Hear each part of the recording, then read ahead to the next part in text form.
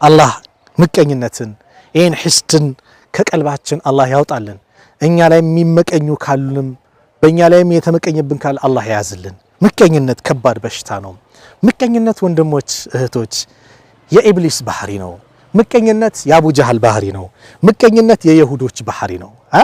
ኢብሊስ አላህ Subhanahu Wa Ta'ala አደምን የፈጠረ ጊዜ ስገር ሲባል አልሰግድም አለ። ገና እየተፈጠረ ባለበት መርሐላ ላይ እዛ እርከን ላይ ያለበት ባለበት ሰዓት ላይ ሲናገሩ ዑለማዎቹ ምቀኝነቱ ያዘው ውስጡ ሌላ በሽታ መጣበት። አላህ ያዘዘው ጊዜ ግን እምቢ አለ። ወይስ ቁልና للملائكة اسجدوا لآدم فسجدوا إلا إبليس أبى واستكبر وكان من الكافرين እምቢ አለ። ሁሉም ሰገዱ። ከካዲያን ሆነ አለ ኩራት ይዞት أنا خير منه እኔ ከሱ የተሻልኩ ነኝ አለ።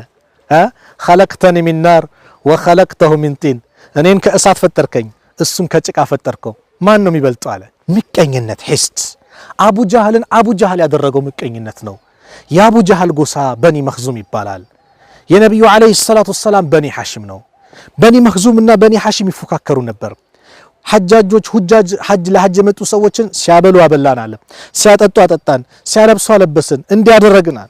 ከኛ መሐከል ነብይ መጣ አሉ። ይሄ እንዴት እንቀበላል? አቡ ጀህል ምቀኝነት ይዞት የዩሱፍ ወንድሞች ያነጻል ልጅ ዩሱፍን አለይሂ ሰላም ምንም ሳይራሩለት ምንም ሳያዝኑለት እዛ ጉድጓድ ውስጥ የከተቱት በምቀኝነት ነው። ምቀኝነት ከባድ በሽታ ነው። አላህ ነጃ ይበለን። ኢያኩም ወልሐሰድ ፈኢነ ልሐሰድ ያእኩሉ ልሐሰናት ከማ ተእኩሉ ናሩ ልኸጠብ አሉ ነቢዩ ዓለይሂ ሰላቱ ወሰላም። አደራችሁን ምቀኝነት ተጠንቀቁ።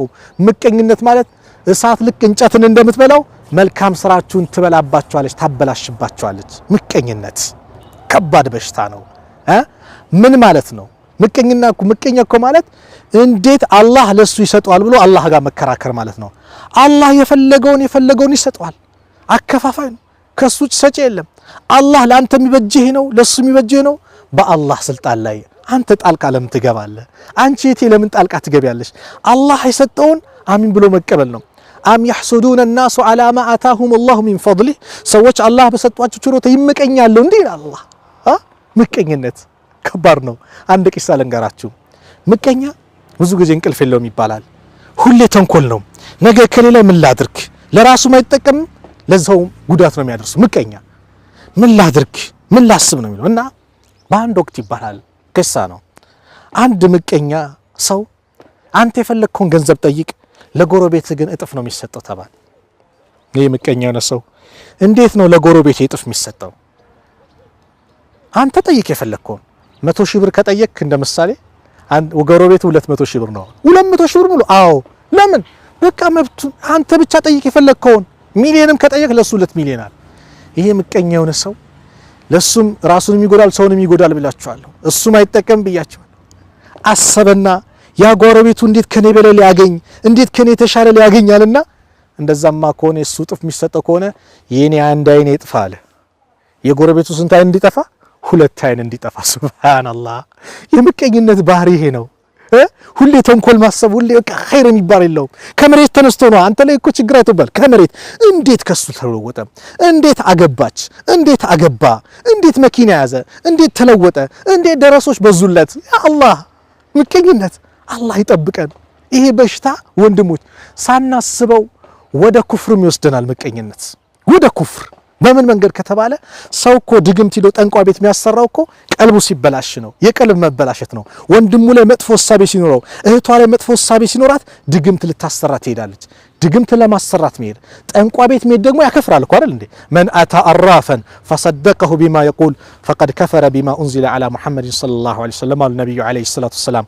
አንድ አውቃለሁ በይ ወይም ጠንቋይ ቤት ሂዱ እሱ በሚናገረው እውነት ነው ብሎ ከተቀበለ ካረጋገጠ በሙሐመድ በተወረደው ቁርአን ክደዋል አሉ። ድግምት መስራት ማሰራትም ኩፍር ነው። አያችሁ ወዴት እንደሚወስድ ወዴት አዘቅቱስ እንደሚከተን። ስለዚህ ይህን ምቀኝነት ይህንን ከባድ በሽታ ልንርቀው ይገባል። ከባድ የሆነ በሽታ ነው። ህይወታችን ያበላሽብናል፣ ሰላም ያሳጣሃል፣ ደስታ የሚባል ካንተ እንዲርቅ ያደርጋል። ሰው በለበሰ ቁጥር ሰው ኸይር ነገር ባገኘ ቁጥር ትበሳጫለህ፣ ትቃጠላለህ፣ ጨጓራን ታነዳለህ ማለት ነው። በቃ የጨጓራ ይነዳል። ደም ግፊት በለው የተለያየ በሽታ ይመጣባል። በምን በብስጭት በምን ሰው እንድትለወጠ እንዴት ይያል አንተ አላህ ሳይሰጠው ለኔም ስጠኝ ብለ መለመን ነው እኮ የሚቻለው። ያ አላህ በረካ አርግለት እኔም ለግሰኝ ሰጪው አላህ ነው ሀብታሙን ጌታ አትጠይቅም አላህ በሰጣችሁ ሰዎች ላይ ሌላ ነገር ከምታስብ ከምቀኝነት እንራቅ ሚል መልእክት ነው የቀልብ በሽታ ስለሆነ ስራ የሚያበላሽ ነገር ስለሆነ መጥፎ ባህሪ የሆነ ስለሆነ የኢብሊስ የሸይጣን ባህሪ የይሁዶች መገለጫ ስለሆነ የነብዩ ነብይነት መሆኑን አውቀው ይሁዶች በምቀኝነት እንዴት ከበኒ እስራኤል አልመጣም እንዴት ከአረብ መጣ ብለው በምቀኝነት አልተቀበሏቸውም ያዕሪፉነ ከማ ያዕሪፉነ አብናአሁም ልጆቻቸውን እንደሚያውቁ ያውቃሉ ነብዩን ግን በምቀኝነት ምክንያት ከዚህ ዲን ከዚህ ሐቅ ራቁ አላህ እኛም ከሐቅ የምንቀርብ ከሸር የምንርቅ ከምቀኝነት የምንርቅ ለሰው ኸይር ነገር ከማሰብ የምንቀርብ አላህ ያድርገን ወሰለላሁ ዐላ ነቢይና ሙሐመድ ወዐላ አሊሂ ወሰህቢሂ